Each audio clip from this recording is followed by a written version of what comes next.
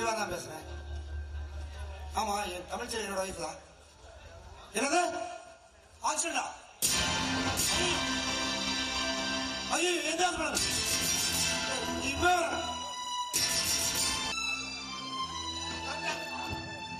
Doctor, என் wife என்னாச்சு doctor? முருகாசனம். பயப்படாதீங்க. ஏன் பாக்குறீங்க? உங்க மனைவிக்கு ஒன்னும் பெருசா நடக்கல. நான் மாலை போட்டுக்கிறேன்ப்பா. ஒய்ஃபோட உயிருக்கு நான் கேரண்டி. என்ன ஒரு சின்னதா ஆபரேஷன் பண்ணோம், ஒரு 3 லட்சம் ரூபாய் செலவாகும். டாக்டர், எவ்வளவு செலவு பண்ணலாம் டாக்டர்? தயவு சரி என் மனைவி காப்பாற்ற டாக்டர். கேஷ் ரெடி பண்ணுங்க, அவங்க உயிரை நான் சேவ் பண்ணி காமிக்கிறேன்.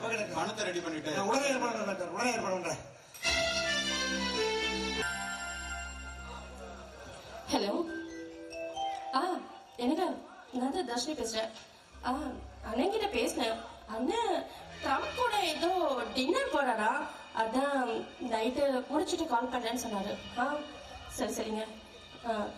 எனக்கு ஒரு நிமிஷம், என் வீட்டு வேலைக்கார வர மாதிரி இருக்கு, நான் கூப்பிடுறேன்.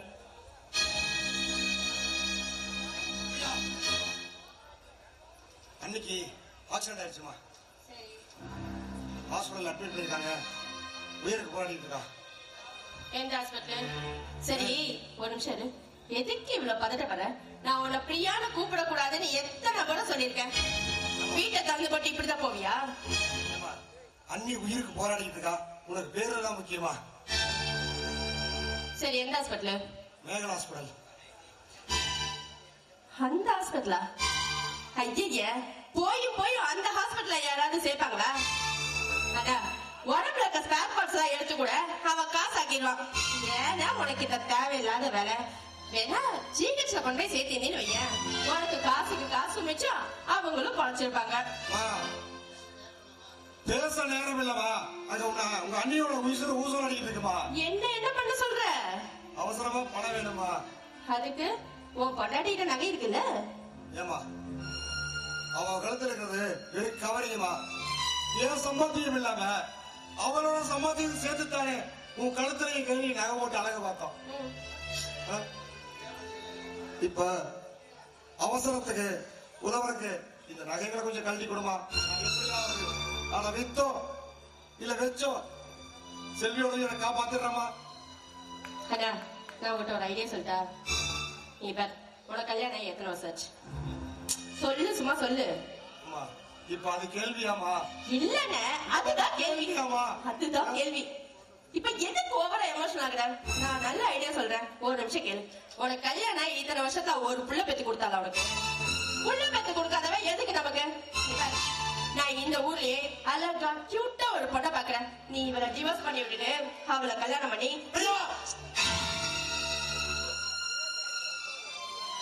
அடிக்க கூட என் கை தயங்குது.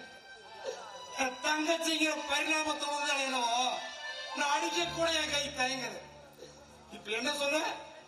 புள்ள பத்தி கொடுக்க முடியாம இருந்தா என்னடா? அவனால புள்ள பத்தி கொடுக்க முடியாம இல்லமா? உனக்கு கல்யாணம் ஆகி போற வரைக்கும் நமக்கு குழந்தை வேண்டான்னு பிடிவாதமா மறுத்து மலரிங்கிற படத்தை கூட பெருமையை ஏத்துக்கிட்டாலே அந்த மகாராசி. சாய கிடக்குறா. அவ நினைச்சிருந்தா இன்னைக்கு அவளுக்கு ஒரு தாய், நான் தகப்பேன், நீ அந்த குழந்தைக்கு அத்தை. தெரிஞ்சுக்கிட்டு பேசு. கொஞ்சம் கூட நெஞ்சில ஈரமே இல்லாம சாய்கிட்டு விடுங்க. நான் கூசாம சொல்றேன் சண்டாளி. மனுஷ உசுகளை உயிரமா மதிக்காம களத்துல மின்னி கிடக்க இந்த உலகத்தை உயிரமா நினைக்கிறேன். உன் நவால் ஒரு கேடு கட்ட ஒருத்திய என் தங்கச்சியை எடுத்துக்கிட்டதுக்கு ரொம்ப கொடுமைப்படுறேன்.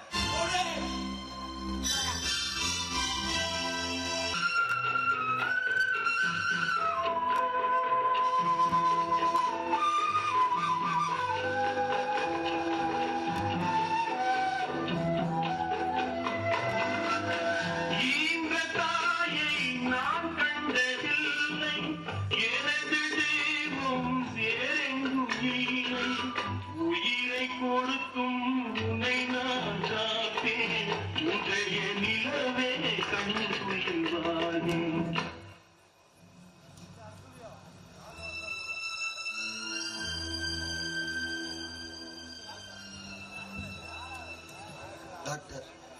என்ன மிஸ்டர் ஜீவா, ஆபரேஷன் தேவையான பணத்தை கவுண்டர்ல கட்டிட்டீங்களா? இன்னும் இல்லைங்க டாக்டர். என்ன ஜீவா சொல்றீங்க? இன்னும் 2 மணி நேரத்துல ஆபரேஷன் ஸ்டார்ட் பண்ணலன்னா உங்க ஒய்ஃபுக்கு உயிருக்கு உத்தரவாதம் கொடுக்க முடியாது. ஐயோ டாக்டர், இதைத்தான் ஏற்கனவே பலமுறை சொல்லிட்டீங்களே டாக்டர். நான் கேட்ட உடனே லட்சங்கள் எடுத்து கொடுக்கிற லட்சாதிபதி நண்பர்கள் எனக்கு இல்லையே டாக்டர். எனக்கு இருக்கிற நட்பெல்லாம் அனுதினமும் கூலிக்கு போய் 5 வாங்கி கஞ்சி ஒழிக்கிற நண்பர்கள் தானே டாக்டர். அவங்க கொடுத்த பணம் எல்லாம் 100 200 சேர்த்து 50,000 தான் டாக்டர் இருக்கு. 2 லட்சத்துக்கு நான் என்ன செய்ய தெரியாம தானே வெளிப்பதி நிற்கிறேன் டாக்டர். என் உடல் உசுருக்கு உசுரான தங்கச்சி அவசரத்துக்கு கூட நகர்ந்துட முடியாது கை விரிச்சுட்டா. நான் கடைசி இறுதி மூச்சு இருக்கிற வரைக்கும் கண்கலங்காம காப்பாற்றுவேன்னு என் மனைவியை பெற்றவருக்கு வாக்கு கொடுத்தேன். கொடுத்த வாக்கை காப்பாற்ற முடியாம, என்னை நம்பி வாழ வந்தவளை காப்பாற்ற முடியாம ஒட்டுமொத்தமா வாரி கொடுத்த பாவியா போயிடும் போல் இருக்கு டாக்டர். பாவியா போயிடும் போல் இருக்கு. ஐயோ ஜீவா, செலியோட ஆபரேஷன் தேவையான பணத்தை எல்லாம் கவுண்டர்ல கட்டியாச்சு. மாப்ள, நீ என்ன மாப்ள சொல்ற?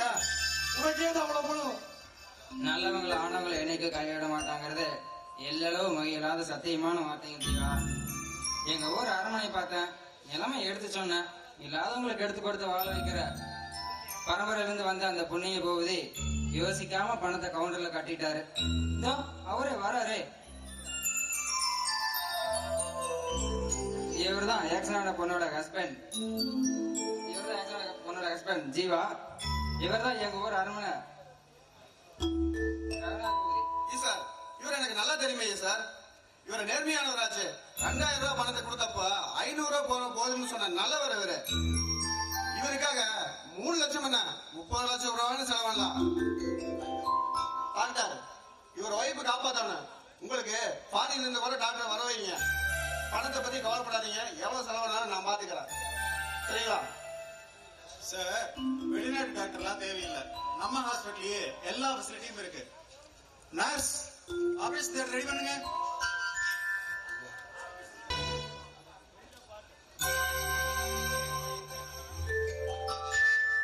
ஏங்க, ஈவினிங் 5 o'clock வரேன்னு சொல்லிட்டு ஏன் இவ்வளவு லேட்டு?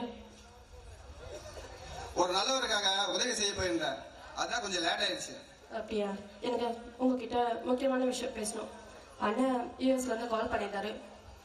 ஆமா, என்ன சொன்னாரு? நம்ம காதல் பத்தி சொன்னையா? அவர் எஸ் சொன்னாரா நோ சொன்னாரா? அவர் ஆக்ஷன் வேற மாதிரி இருக்கு. அண்ணா அமெரிக்கால ஏதோ மாப்பிள்ள பார்த்திருக்காராம். அவர் பேர் கூட ஏதோ டாம் க்ரூஸா. அவரை தான் நான் கல்யாணம் பண்ணிக்கிறோம், அடுத்த ஃபிளைட்ல நான் கிளம்பி வரேன்னு சொன்னாரு. அவனா? அவன் ஹாலிவுட் நடிகராச்சு. அவனுக்கு என்ன? ஐயோ, அவர் இல்லைங்க. இவர் ஏதோ பிசினஸ் வேணாம். எங்க அண்ணனை விட ஒரு 3-4 மடங்கு அதிகமா சம்பாதிக்கிறாராம். அதனால நிச்சயமா நீ இவரை தான் கல்யாணம் பண்ணிக்கணும். நெக்ஸ்ட் ஃபிளைட்லயே நாங்க கிளம்பி வரோம். வந்தோடனே உன்னை மத மாற்றம் பண்றோம். பண்ணி முடிச்சோடனே லிங்கம் மாத்திரம், மேரேஜை முடிக்கிறோம், ஹனிமூனுக்கு கிளம்புறோங்கிறாங்க. இங்க பாருங்க, இதெல்லாம் எனக்கு செட் ஆகாது. எனக்கு இந்தியா தான் பிடிச்சிருக்கு. இந்த பண்பாடு, கலாச்சாரம் இதெல்லாம் தான் எனக்கு வேணும். அது தாண்டி எனக்கு உங்களை தான் பிடிச்சிருக்கு. நீங்க இல்லைன்னா நான் செத்தே போயிருவேன் தெரியுமா?